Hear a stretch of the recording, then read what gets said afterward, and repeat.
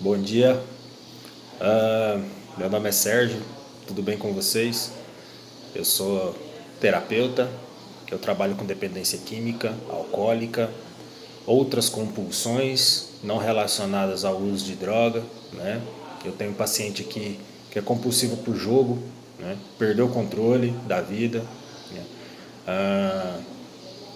É interessante que o comportamento desse que joga é o mesmo comportamento desse que usa drogas e álcool. As mentiras, as manipulações, a dificuldade de lidar com sentimentos, a fuga da realidade é a mesma.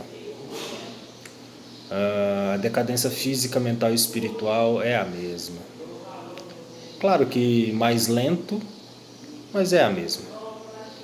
Então, eu vim aqui hoje falar para vocês sobre a doença da adicção, né? Eu costumo dizer, nós que trabalhamos com dependência de álcool e drogas,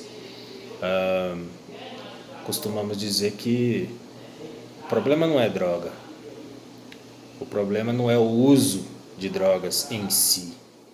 É também, mas não é só isso. Depois que o dependente de álcool e drogas para de usar, ele ainda continua sendo um dependente de álcool e drogas. Ele só está limpo, ele precisa fazer algo para manter essa abstinência. Não adianta ele passar por um tratamento e falar, tô curado, porque isso não existe. Eu, Sérgio Victor, venho me mantendo limpo há 8 anos, 9 meses e 10 dias, graças a um poder superior, né? Graças a uma programação de 12 passos, graças às frequências de grupos de auto e mútua ajuda, graças a levar a mensagem para as pessoas que precisam, né? Tendo ela ou não a problemática do uso de substância, eu levo a mensagem, né? As famílias precisam de informação. Então, o que é a adicção? O que é essa doença? Como ela se manifesta? Bom, vamos lá. A Organização Mundial da Saúde, que tem uma comprovação científica, né, diz que a dependência química é uma doença crônica, progressiva e fatal. Legal. Se eu pegar a literatura de qualquer irmandade anônima, seja ela de alcoólicos anônimos, de jogadores anônimos, de narcóticos anônimos, da qual eu sou um assíduo obediente dela, eu vou ler a mesma coisa lá, né? Dentro da literatura de narcóticos anônimos está escrito que a doença da adicção é uma doença física, mental e espiritual que afeta todas as áreas da minha vida. E que ela possui 3 aspectos principais. Tá? O aspecto físico da doença é o uso compulsivo de drogas, ou a incapacidade de parar uma vez que ele tenha começado. O dependente de álcool e drogas, a partir do momento que ele usa a primeira dose, ele dificilmente vai conseguir parar com a sua própria força de vontade. Mesmo perdendo coisas importantes, ele vai continuar usando. E isso qualquer familiar de um dependente químico que perdeu o controle pode comprovar. Ele deixou as prioridades de lado, as responsabilidades já não são tão importantes, né? A família ficou de lado, o estudo ficou de lado, a faculdade ficou de lado, o trabalho ficou de lado, né? Ele conseguiu manter isso durante um período e foi perdendo, né? Os pilares da vida foram caindo no decorrer dos anos que se passam no uso de álcool e drogas, né? E a literatura continua dizendo que o aspecto mental, o segundo aspecto, né, é o aspecto mental. O que é o aspecto mental? O que está aqui? O aspecto mental é a obsessão, é aquele desejo incontrolável que leva ele a usar mesmo destruindo a vida dele. Quando eu chego mais profundamente nos passos, né, nos 12 passos, né, o segundo passo ele fala de uma insanidade, né, e a insanidade mais óbvia da doença é essa, é continuar usando substância, né, sabendo que o único resultado é a decadência física, mental e espiritual. Né? Então, o que acontece? Quando ele está obcecado por coisas, por droga, por lugares, por pessoas, né? Aquilo se torna um desejo na vida dele e ele vai passar por cima de valores e de princípios para conseguir. Ele é impulsionado por isso. É doença, né? É um distúrbio, chamem como quiser. Né? A OMS caracteriza como doença crônica. Né? É uma doença primária. Né? O que é uma doença primária? Uma doença primária é aquela que não é secundária. Né? Uma doença secundária, por exemplo, uma pneumonia secundária a uma gripe maltratada. Né? A dependência química não. A dependência química ela é uma doença primária, ela não vem de outra doença, ela, desde que o indivíduo nasce com uma predisposição a desenvolver, em algum ponto da vida dela ela desenvolve. Né? Então, ele vai ficar obcecado, vai alimentar determinados tipos de pensamentos, né? E vai agir em prol disso. Né? E a terceira característica, o terceiro aspecto, é o total egocentrismo. É a parte espiritual da doença. Né? Ele só pensa nele mesmo. Né? Como eu disse, as coisas que deveriam ser importantes para ele já não são. Né? Filhos, esposa, casamento, né? Deixam de ser prioridade e o uso de substância torna-se prioridade na vida dele. Né? E com isso ele vai perdendo, né, coisas realmente fundamentais para que ele viva. Dentro desses três aspectos, a gente costuma dizer que depois que o indivíduo para de usar, ele continua sendo compulsivo, obsessivo e egocêntrico. Só que agora tem um ponto diferente. Né? Falando do tratamento aqui dentro da dependência química, ele tem um ponto que lá fora talvez ele não tenha tido essa informação. E aqui ele está tendo. Aqui ele começa a conhecer, a se autoconhecer e se aperceber de que realmente isso acontece. E aí vem as partes bastante difíceis do tratamento, né? Que a maioria deles continua em negação. Eles negam ter um problema, eles minimizam o problema. Né? Ah, não era tanto assim. Ah, eu mantinha um emprego. A negação é constante.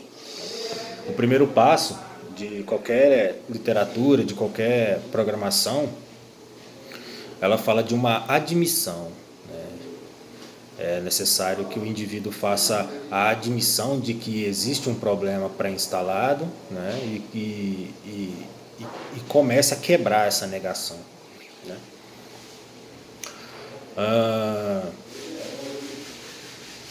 Existe uma coisa dentro das nossas literaturas que é uma palavrinha-chave, né? Que faz toda a diferença. Desejo. Né? O único requisito para que esse indivíduo viva bem e conheça a recuperação e se entregue à recuperação e realmente admita que tem problemas com álcool e drogas, né? Aceite essa condição de viciado, né? O único requisito é o desejo de parar de usar. A literatura ela é clara. Ela diz que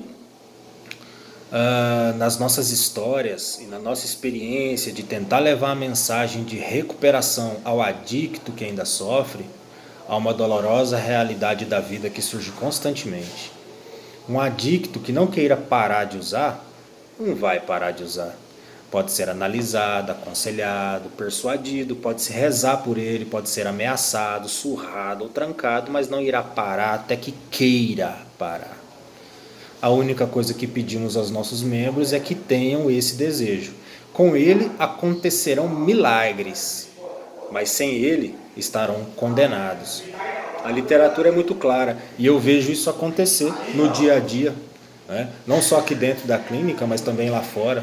O adicto que não tem o desejo de parar de usar, ele não vai parar de usar, né? Então o que acontece?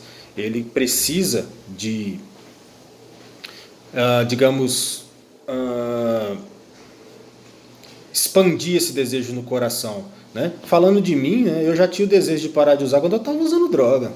Eu já não aguentava mais usar, né? Então, quando eu tive a oportunidade de implantar esse desejo no meu coração, eu abracei, né? Porque eu não aguentava mais usar, né? Mas muitos não sofreram como eu. Muitos não têm o desejo de parar de usar. Muitos vão passar pela instituição aqui e vão voltar a usar no primeiro dia. Muitos vão passar por um tratamento de 6, 9, 1 ano e vão voltar a usar. Outros vão ficar 1 mês, 2, 3 e nunca mais vão voltar a usar, né? Por causa do desejo de mudança, por causa do desejo de parar com aquela vida, com aquele uso compulsivo, né? Por causa do desejo de ver a família bem, por causa do desejo de ver que ele pode ficar bem. Então, assim, o adicto, que é o portador da adicção, né, ele precisa do desejo. Eu acredito que não precise chegar onde eu cheguei para poder mudar de vida. Eu acho que o poder superior me permitiu vivenciar toda aquela escuridão para mim poder falar para eles hoje que existe uma forma, existe um caminho, né? O mais legal da minha recuperação é que eu vivi durante 15 anos num escuro muito grande, um escuro espiritual muito grande, numa decadência física e mental gigantesca. E quando foi me apresentada a luz, é a mesma coisa quando você está num quarto escuro. Você está num quarto escuro, acostumou com aquela escuridão, e de repente alguém chega no quarto e acende a luz, né? No primeiro momento, aquilo incomoda, aquilo é ruim, né? Mas você se acostuma com a luz e você vai percebendo que a luz é uma coisa boa, porque você consegue enxergar as coisas, você consegue se aperceber de muita coisa ao seu redor. E é realmente isso que eu quero para eles. Muitos estão no escuro, muitos vão permanecer no escuro, mas eu quero que eles entendam que olhar a luz, né, no primeiro momento vai incomodar, né, no primeiro momento vai ser ruim, mas que eles vão perceber que a luz é uma coisa muito boa. E eu quero que todos eles venham para a luz, né? Venham para a luz e percebam como isso é bom, como viver limpo é bom, como viver em recuperação é bom. Hoje eu tenho prazer em viver limpo, né? E em levar a mensagem de recuperação para aqueles que ainda estão no escuro. Eu sou adicto, sou portador da adicção, sou compulsivo, obsessivo e egocêntrico. Só que hoje eu não preciso ser assim. Hoje eu tenho um programa espiritual, um programa de recuperação que me coloca no eixo, que me coloca no centro. Eu consigo me aperceber dos meus comportamentos e pedir ajuda. Eu não estou mais sozinho. Espero que esse vídeo aí de 15 minutos, né, vou ver se eu consigo chegar aqui mais um minutinho só, tenha aberto a mente de vocês para alguma informação que vocês ainda não tenham ouvido sobre dependência química, né? Que é uma doença que mata de várias formas, né? De várias formas. O dependente de drogas ilícitas, muitas das vezes, é o traficante que mata, é a overdose que mata, né? O de álcool é um acidente de carro que mata, é a cirrose que mata, né?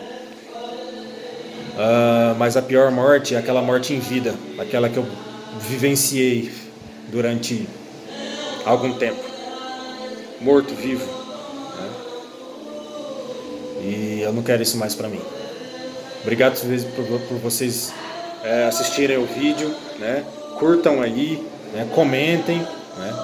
E numa próxima oportunidade a gente vai poder falar mais, tá bom? Um beijo no coração, um bom final de semana para vocês, um abraço, até mais, tamo junto.